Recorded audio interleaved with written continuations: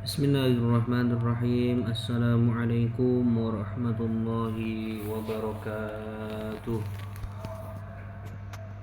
لرضا الله تعالى ولشفاعة رسول الله صلى الله عليه وسلم وآله وأصحابه وأزواجه وذريته الكرام ثم إلى جميع إخوانه من الأنبياء والمرسلين والأولياء والشهداء والصالحين والصحابة والتابعين وجميع القراء والمفسرين ونخص خصوصا إلى الخلفاء الراشدين ساداتنا أبي بكر وعمر وعثمان وعلي وعن جميع الأولياء تعالى خصوصا إلى سلطاننا أولياء الشيخ عبد القادر الجيلاني قدس الله سره ثم إلى جميع أهل القبور والمسلمين والمسلمات والمؤمنين والمؤمنات من مشارق الأرض إلى مغاربها برها وبحرها خصوصا إلى آبائنا وأمهاتنا وأجدادنا وأجدادنا وجداتنا وجدات جداتنا ومشايخنا ومشايخ مشايخنا نخص خصوصا إلى شيخنا مربي الراحل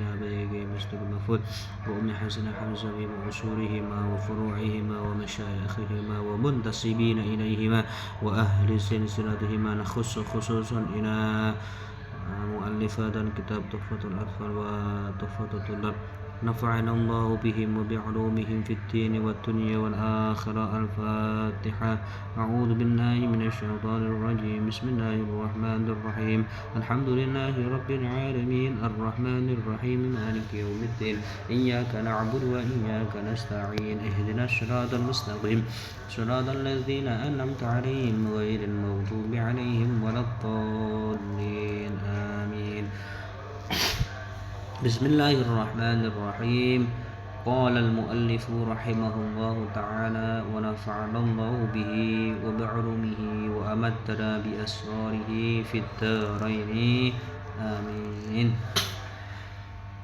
Kembali lagi berjumpa di dalam taklim Al-Qur'an pada malam hari ini.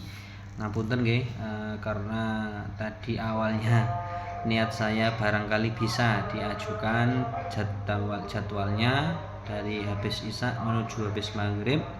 Ternyata dari divisi divisi taklim tidak menyetujui. Nah, jadi tidak apa-apa. Jadi saya ganti saja dengan taklim online ya. Baik para teman-teman, para mahasiswa sekalian, minggu kemarin pertemuan sebelumnya kita sudah membahas tentang hukum mim sukun, ahkamul mimi as-sakinati ya. Di mana hukumnya mim sukun itu wal mimu in taskun taji qoblal hija la alifin layyinatin lidil hija ahkamu wa thalathatun liman tubat ikhfa'un idghamun wa idharun faqol. Nah, jadi di mana apabila ada mim sukun ya atau mim mati jatuh sebelum atau bertemu dengan huruf hijaiyah, maka hukum hukum mim sukun atau mim mati tersebut ada 3 hukum bacaan. Apa saja?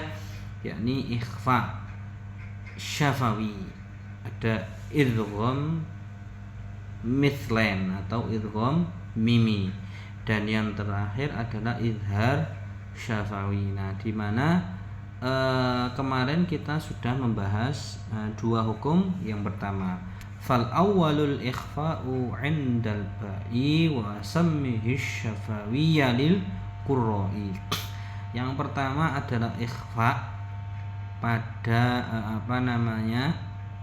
ketika bertemu dengan ba, mim mati bertemu dengan ba dan dinamakan ikhfa syafawi. Mengapa? Karena ba dan mim itu terletak pada bibir. Nah, jadi ikhfa syafawi artinya adalah menyamarkan bacaan huruf tadi, huruf mim pada bibir dan disertai dengung. Contohnya adalah ومن يعتصم بالله فقد هدي إلى صراط مستقيم. Jadi seolah-olah huruf mim matinya itu tidak terbaca, langsung masuk kepada ba. Nah, itu. Nah, yang pasti diingat adalah ketika dengung itu panjangnya satu alif atau satu alif atau dua harokat atau dua ketukan. Nah, itu tadi untuk yang ikhfa syafawi. Kemudian hukum yang kedua adalah wasani idghamun bimisliha ata wasammi idghaman shaghiran ya fata. Yang kedua adalah idgham, di mana idgham pada huruf mim sukun ini dinamakan idgham mithlain. Mengapa mithlain? Karena memasukkan dua huruf yang sama. Nah, jadi idgham itu memasukkan mithlain dua huruf yang serupa, yaitu huruf mim dan mim. Nah, itu kan sama-sama serupa. Nah, itu. Nah, idgham mithlain itu apabila ada mim sukun bertemu dengan mim. Jadi mim sukun bertemu dengan mim yang berharokat atau mim yang hidup. Contohnya, alladzi at'amahum min ju'in wa amanahum min khauf. Nah, di ayat surat ini surat Al-Quraisy ini ada dua contoh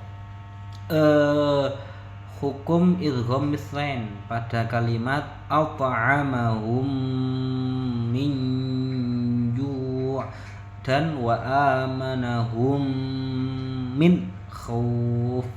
Nah, di sini terlihat mim mati, mim jamaknya itu kan mim mati, at'amahum itu mim jamak bertemu dengan mim yang berharokat. Nah, itu kan. Nah, itu dibaca dengung. Jadi dengung at'amahum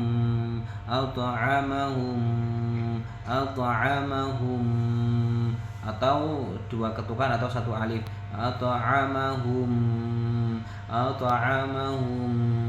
min ju'in alladzi at'amahum min ju'in wa amanahum min khauf.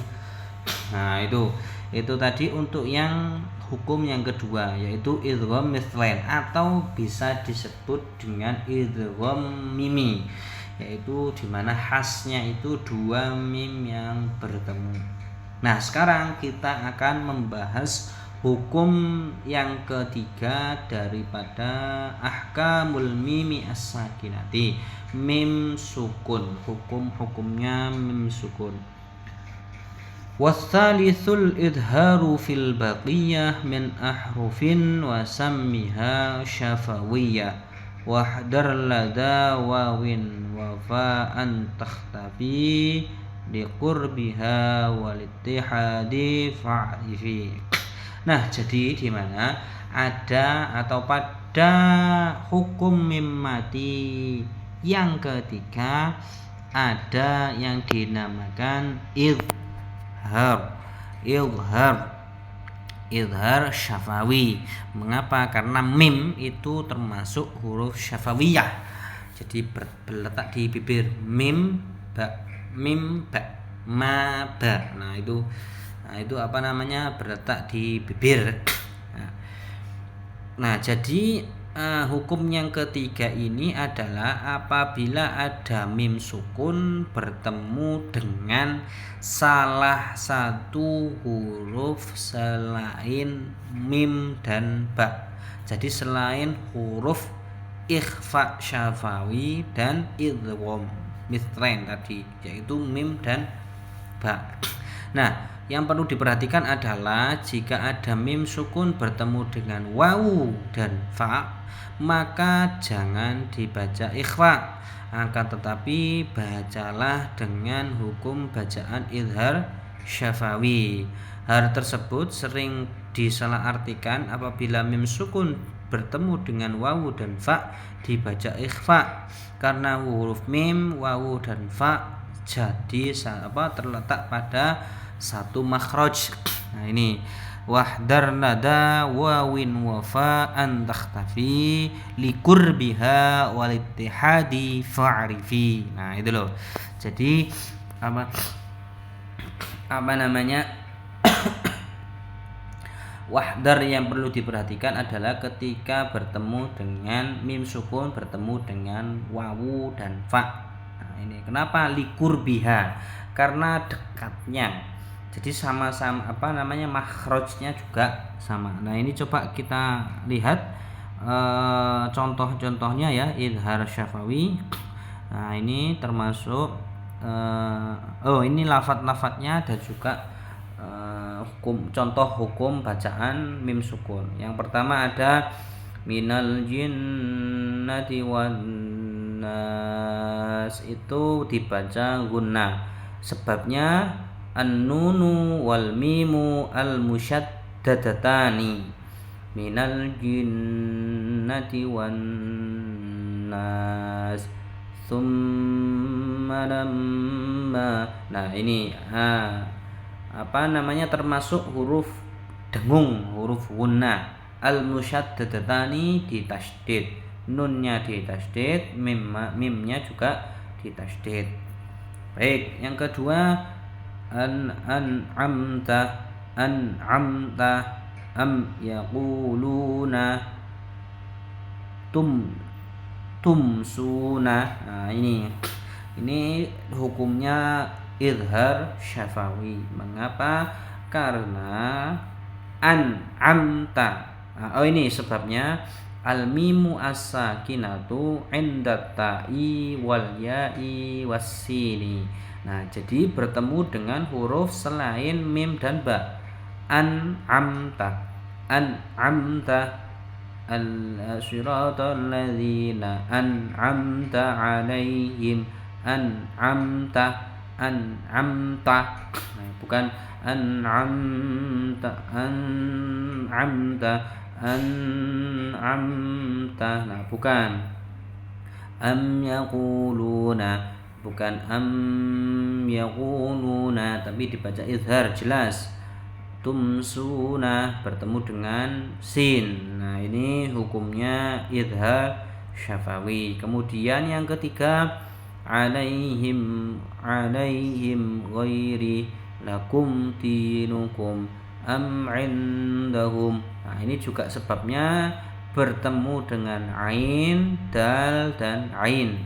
Alaihim ghairi, jadi harus jelas, izhar itu jelas. Alaihim ghairil lakum dinukum am indahum. Nah, itu.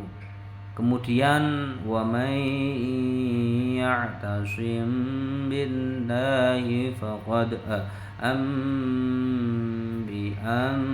bihi. Nah, jadi seolah-olah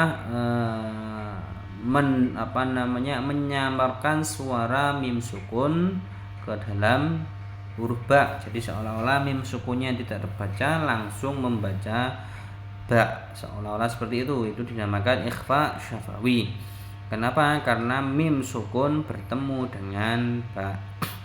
Kemudian ammai. Nah, seperti yang kemarin saya jelaskan bahwasanya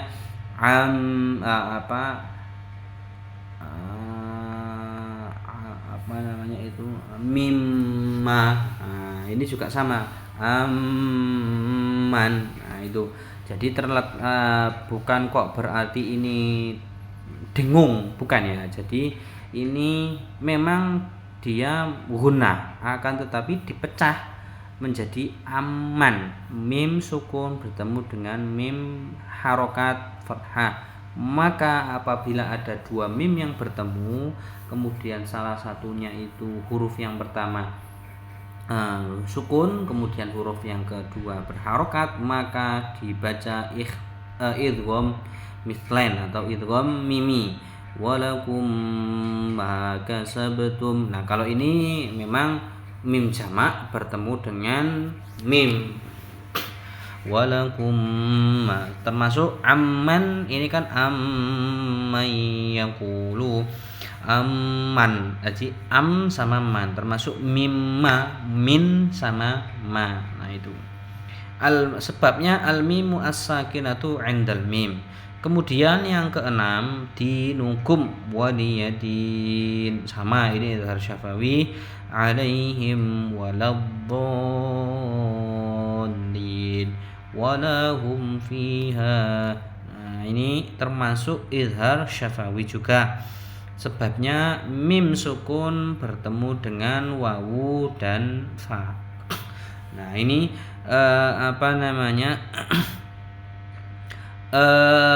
jadi sebenarnya tadi kan apabila bertemu min ahrufin wasammiha safawiyah, ya kan, maksudnya itu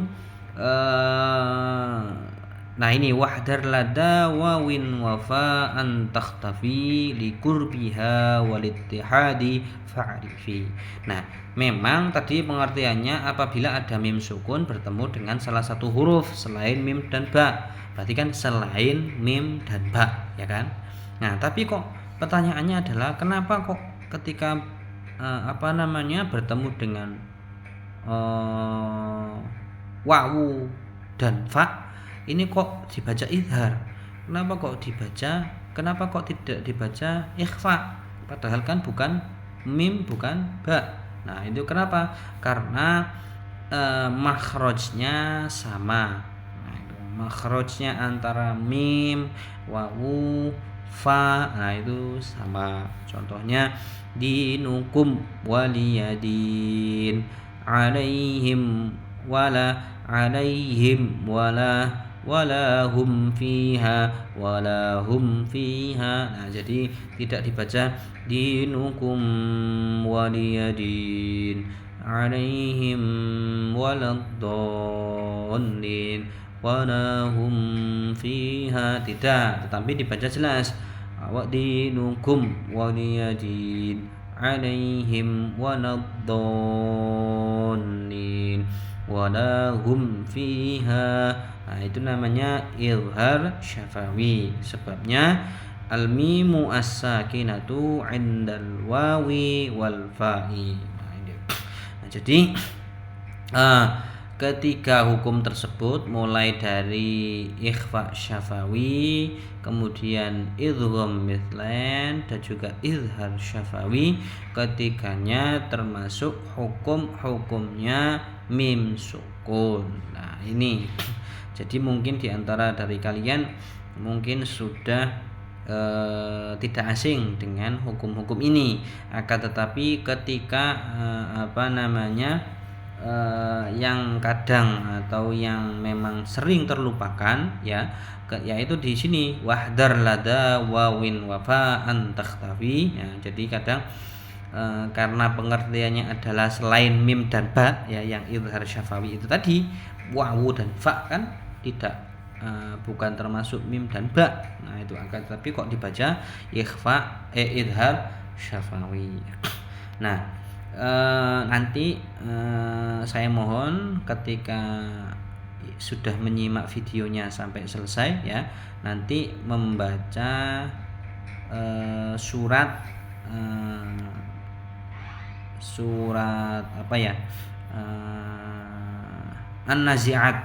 An-Nazi'at, kemudian Abasa dan surat Abasa. Nah kemudian nanti mencoba latihan menulis Al-Fatihah tanpa melihat. Nah, kalau kemarin kan menebali. Nah, mungkin bagi yang belum menebali surat Al-Fatihah ya ditebali dulu. Tapi kalau sudah belajar menulis surat Al-Fatihah ya nanti dipersiapkan di kertas, kemudian minggu depan pertemuan hari apa itu Jumat itu akan kita bahas bersama-sama, maksudnya akan saya cek satu persatu. Nah nanti setelah itu boleh di absen terus pulang boleh, tidak masalah. Oke. Nah baik, Itu tadi untuk tiga hukumnya nun, hukumnya mim sukun ya. Jadi ini itu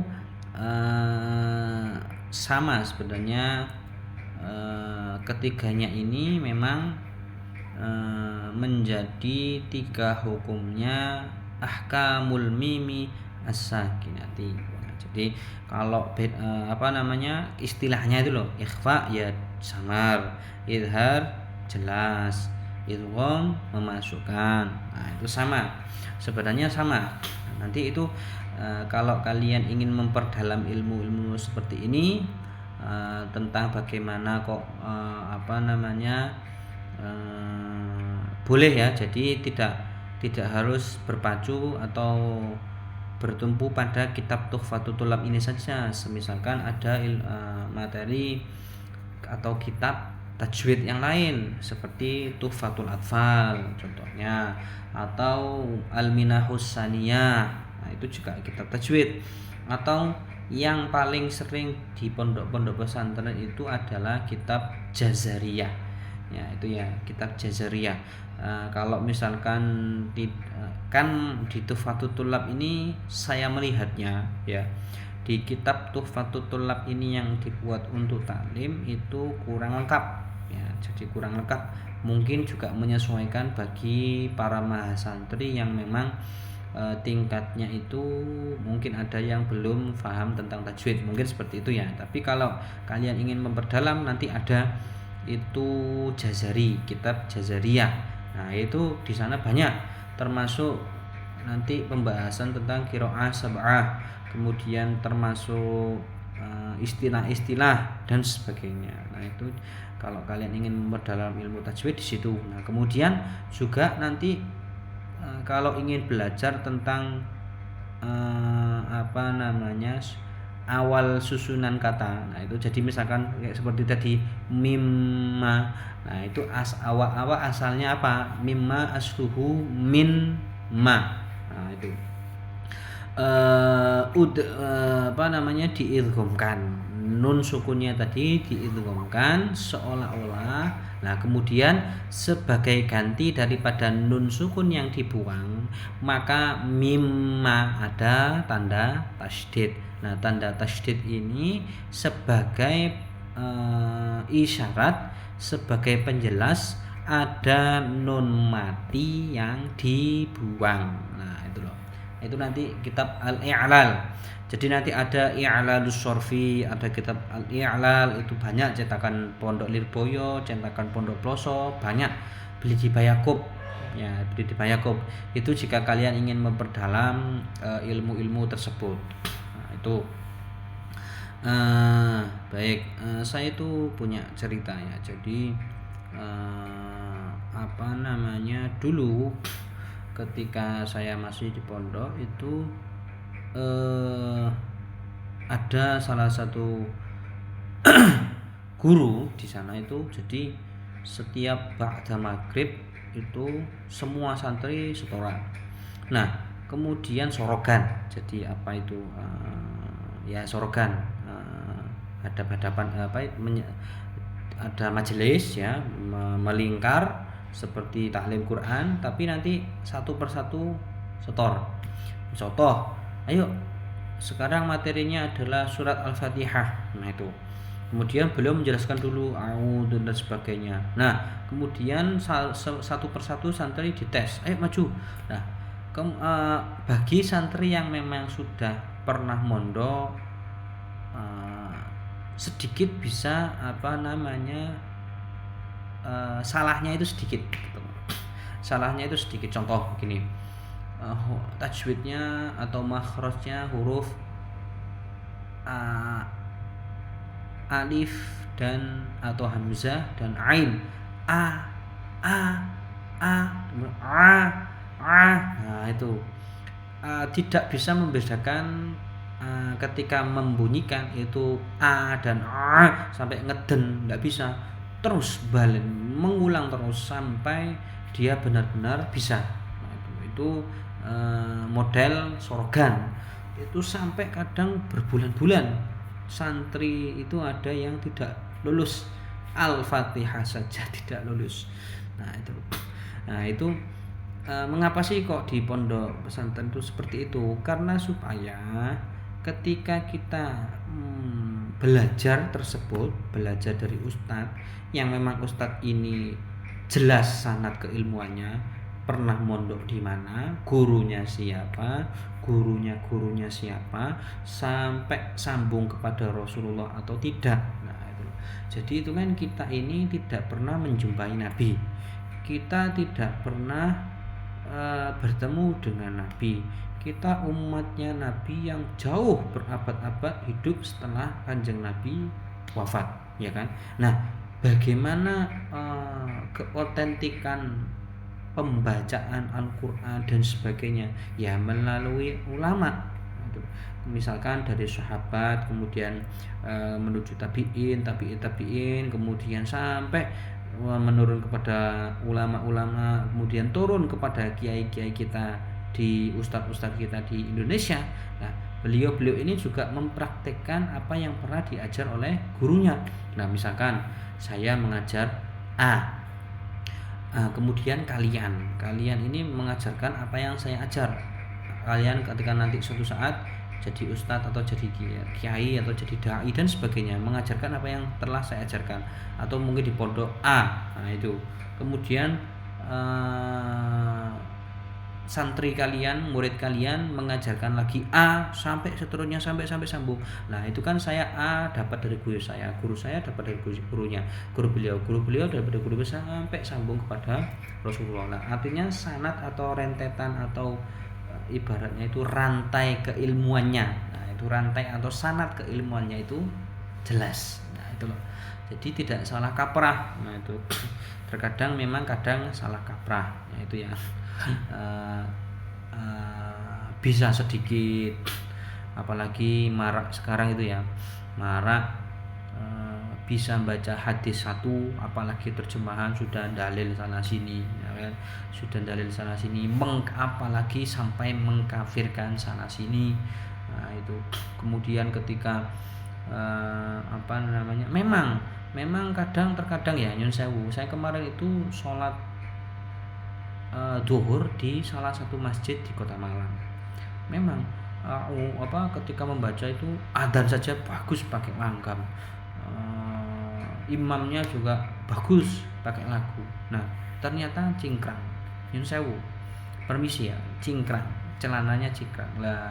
Biasanya celana cingkrang itu apalagi jenggot ya, badoke kening hitam, itu biasanya identik dengan kaum Salafi Wahabi, yang dimana mereka itu terkadang tidak sungkan atau bahkan terus terang atau berterang-terangan mengkafirkan saudara yang tidak sefaham dengan mereka. Ya itu seperti Maulid Nabi, ya kan? Maulid Nabi kata mereka bid'ah. Nabi tidak pernah mengajarkan, Nabi tidak pernah merayakan Maulid Nabi, ya kan? Nabi tidak pernah mengajarkan untuk memperingati hari kelahiran beliau. Memang kalau di zamannya Nabi tidak ada perayaan Maulid Nabi, tapi kan beliau itu berpuasa di hari Kamis sebagai ungkapan rasa syukur, di hari Senin sebagai ungkapan rasa syukur bahwa beliau dilahirkan pada hari Senin. Nah, itu ada hadisnya, itu ada. Kemudian di hari Senin juga diturunkannya wahyu kepada beliau, atau beliau itu menerima wahyu pada hari Senin. Nah itu kemudian dalil yang paling, kalau kalian ditanya, iya ada seseorang yang bertanya mana dalilnya Maulid Nabi, jawab saja dalil yang paling sahih untuk menunjukkan bahwa Maulid Nabi itu tidak bid'ah, bahkan ini dianjurkan atau sunnah. Apa? Abu Lahab dibebaskan atau diringankan siksanya setiap hari Senin. Sebab apa? Hari Senin hari kelahirannya Nabi Muhammad Sallallahu Alaihi Wasallam. Dan juga memang beliau Abu Lahab ini meskipun kafir non-Islam yang sudah dicap neraka dan celaka, bahkan diabadikan di dalam Al-Qur'an, tabbat yada abi lahabi wa tab. Nah, itu sudah dicap celaka, bahkan neraka itu. Di hari Senin diringankan siksanya. Sebab apa? Beliau ketika mendengar Ibunda Siti Aminah itu akan melahirkan, maka beliau memerdekakan budak beliau yang bernama Suwaibah. Jadi Suwaibah itu dibebaskan. Nah, gini loh. Pada waktu itu namanya pembantu, budak itu kan pembantu. Seperti zaman sekarang ini pembantu majikan. Kalau dulu budak tuan, istilahnya itu. Pembantu itu kan tugasnya melayani tuannya, melayani majikannya. Lah biasanya seperti gini loh, kasarannya itu begini. Pembantu menyiapkan makan tuannya, pembantu menyiapkan kopi tuannya, ya kan. Nah pada malam itu yang mungkin bisa saja Suwaibah ini sehari-harinya menyiapkan kopinya Abu Lahab, gitu loh. Tetapi pada waktu itu Abu Lahab mendengar bahwa Siti Aminah akan melahirkan, maka Suwaibah, wahai Suwaibah, mulai malam ini, mulai sekarang saya bebaskan, saya merdekakan. Sudah, sana kamu membantu proses kelahirannya Siti Aminah. Nah itu. Nah setelah begitu kan ibaratnya Abu Lahab tidak ada yang membuatkan kopi, ya kan, buat kopi sendiri. Nah itu, saking senangnya keponakannya akan lahir. Nah, jadi kan misanan. Jadi misanan apa ya? Saya kurang tahu cara menjelaskan misanan itu bagaimana. Intinya itu Abu Lahab dan Ibunda Siti Aminah, ya, ibundanya Kanjeng Nabi itu misanan. Saya kurang tahu istilah Jawanya misanan. Nah, itu jadi paman. Nah, itu. Jadi Abu Lahab ini pamannya Nabi Muhammad. Nah, itu. Nah, termasuk salah satu paman Nabi Muhammad yang juga terkenal adalah Abu Thalib. Pasti itu terkenal. Bagaimana beliau itu sangat baik dan sangat perhatian, bahkan membimbing, mendidik Nabi Muhammad SAW. Akan tetapi di akhir hayat beliau belum memeluk agama Islam. Hingga ketika menjelang ajal menjemput, wahai paman, ucapkanlah kalimat la ilaha illallah Muhammadur Rasulullah, asyhadu an la ilaha illallah wa asyhadu anna Muhammadar Rasulullah, syahadat. Beliau tidak bisa. Nah maka dari situ turunlah ayat innaka la tahdi man ahbabta walakinnallaha yahdi may yasha.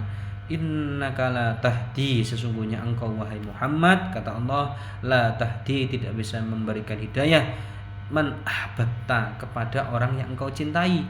Paman Nabi Abu Thalib, Nabi Muhammad itu sangat menyayangi pamannya.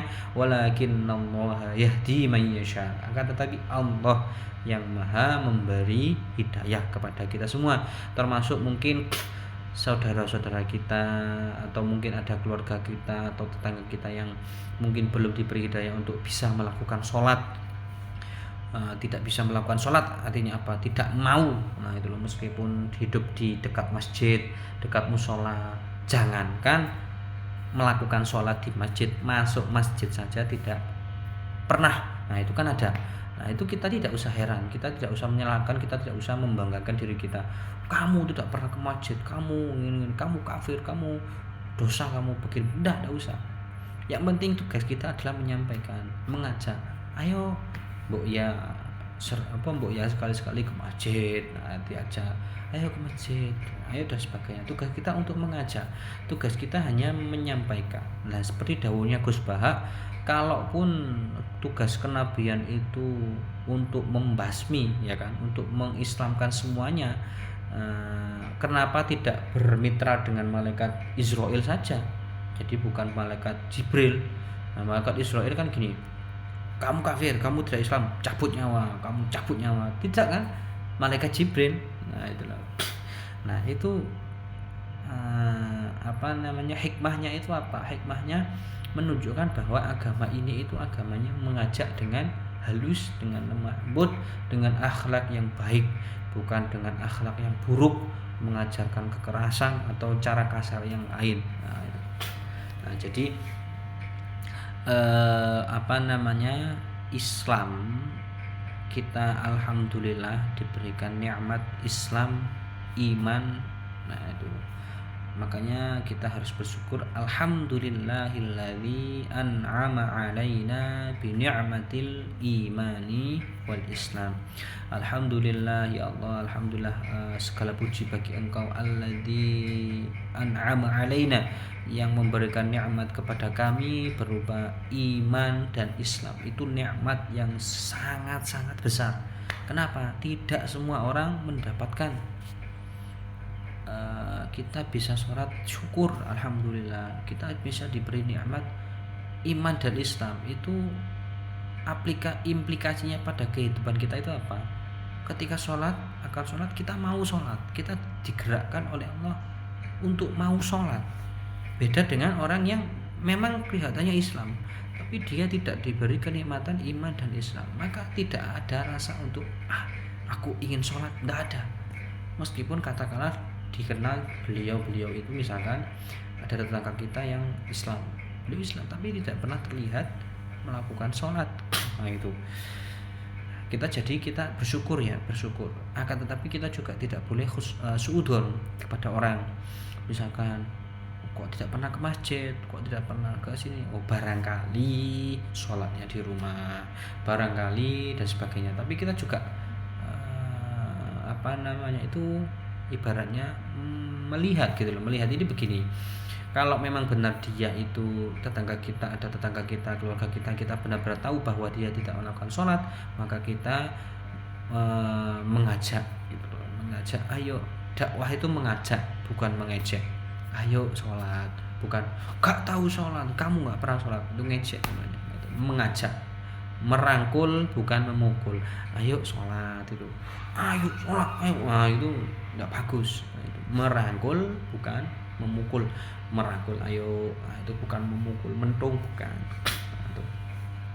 Makanya meskipun kita ini terkadang banyak masalah, atau bahkan setiap hari ada masalah, ya kan? Setiap hari ada masalah. Masalah A, kita mendapatkan masalah A, masalah A akan beres, muncul masalah B.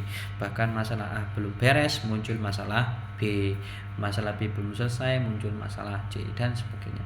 Nah, itu kita dianjurkan ketika salat maghrib, ya. Salat maghrib pada rakaat ketiga setelah membaca surat Al-Fatihah. Bismillahirrahmanirrahim. Alhamdulillahirabbil alamin arrahmanirrahim maliki yaumiddin iyyaka na'budu wa iyyaka nasta'in.